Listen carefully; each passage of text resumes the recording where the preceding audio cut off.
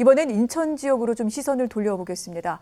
영종 하늘도시 얘기를 준비했는데 지난해 11월에 이곳에 한 사업자가 건물을 짓겠다면서 인천경제자유구역청에 건축 허가를 신청했습니다. 그런데 인근 주민들이 강력하게 반발하고 나섰는데 무슨 이유에서 이렇게 반대의 목소리가 높았던 겁니까? 그거는 이제 아파트, 학교 한복판에 위락, 숙박 시설이 들어오기 때문입니다.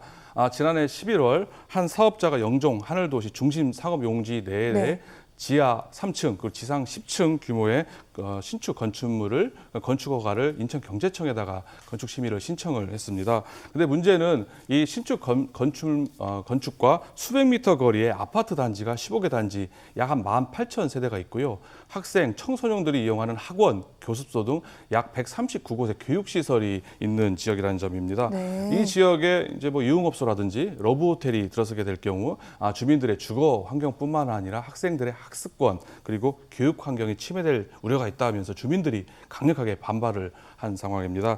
이렇게 주택가, 학원가가 밀집한 지역에 이런 업종에 대한 건축 허가 심의를 받아준 것 자체에 대한 이제 불만도 상당하고요.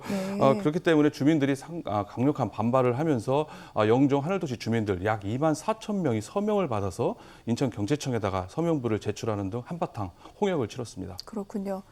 지금 건축위 심의를 통과했던 사안이기도 한데 정치권에서도 여기에 대해서 지금 목소리를 계속해서 내기도 했습니다. 어떤 얘기들이 좀 들려오죠? 정치권에서도 일제히 반발, 주민들의 힘을 실어줬다 볼 수가 있습니다.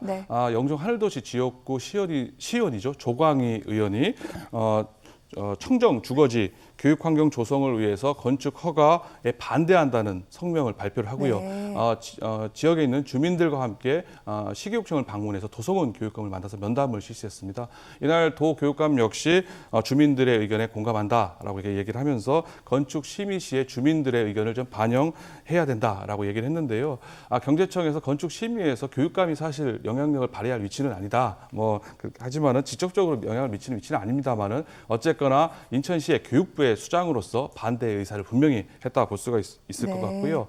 가장 결정적이었던 것은 건축 심의를 앞두고 16일에 박남춘 인천시장이 현안 점검 회의에서 학원가에 위락 시설이 있는 것은 바람직하지 않다.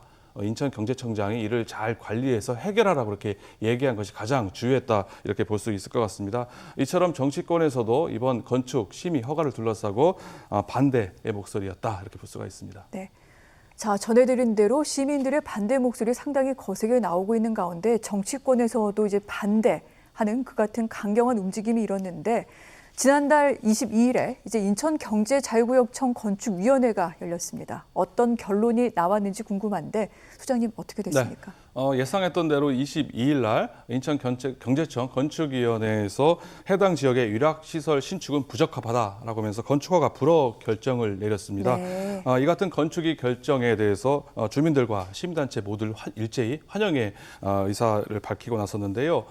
주민 단체들은 건축 심의 결과를 환영한다는 보도 자료를 내면서 한편으로는 앞으로 이런 일이 발생하지 않게끔 근본적인 대책이 필요하다 이렇게 촉구하고 나섰습니다.